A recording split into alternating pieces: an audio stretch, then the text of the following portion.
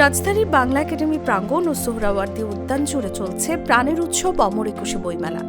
তবে দিনের বেলায় পাঠক সমাগম তুলনামূলক কম থাকলেও বিকেলের পর বাড়ছে ভিড়।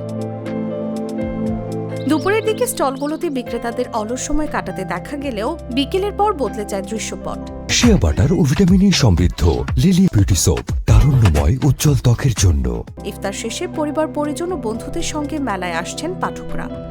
বিশেষ করে তরুণ তরুণীদের উপস্থিতি চোখে পড়ার মতো। এবার একটু রোজার মাসে বইমেলা, এর জন্য মনে হচ্ছে একটু ভিড় কম। আর আগে তো রোজার মাস ছিল না, তো ভিড় তখন একটু বেশি হইতো, সবাই আসতো। এইভাবে মানুষ কম, সো ওইখানে পা রাখার জায়গা হয় না, কিন্তু এই বছর ভালোই জায়গা পাচ্ছি। আমি অনেক ফটো সেশন করছি। আমি সব লেখকেরই বই পড়ি। আমরা 8টা বই কিনে ফেলেছি। প্রকাশকরা বলছেন রমজানের কারণে দিনের বেলায় অনেকেই বাইরে বের হচ্ছেন না। এবারের মেলায় সবচেয়ে বেশি কিনছে অন্য প্রকাশনীতে হুমায়ুন আহমেদের বই। লেখকরা জানালেন, রমজান ও নির্বাচনে বইমেলায় কিছুটা ভাটা পড়লেও সময় যত গড়াচ্ছে পাঠকদের উপস্থিতি বেড়েই চলেছে। মেলার পরিবেশ অত্যন্ত ভালো, গত বছরও ভালো ছিল, এবারও ভালো।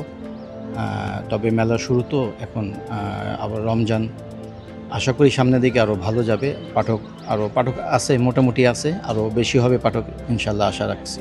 অমর একুশে বইমেলা 2026 উপলক্ষে বাংলাদেশ প্রকাশনী থেকে আমার যে যৌথ কাব্যগ্রন্থটি প্রকাশিত হচ্ছে, মোহাম্মদ তরিকুল ইসলাম সম্পাদিত কাব্য মিতালি থেকে আমি একটি কবিতা আবৃত্তি করে শোনাচ্ছি আপনাদের। আমি অধিকার চাই ভিক্ষা নয়, ন্যায়ের ভাষায়। প্রকাশকদের প্রত্যাশা, রমজানের মধ্যেও এ ধারা অব্যাহত থাকলে শেষ পর্যন্ত বিক্রির লক্ষ্য পূরণ সম্ভব হবে। নিউজ ডেস্ক, জাগো নিউজ।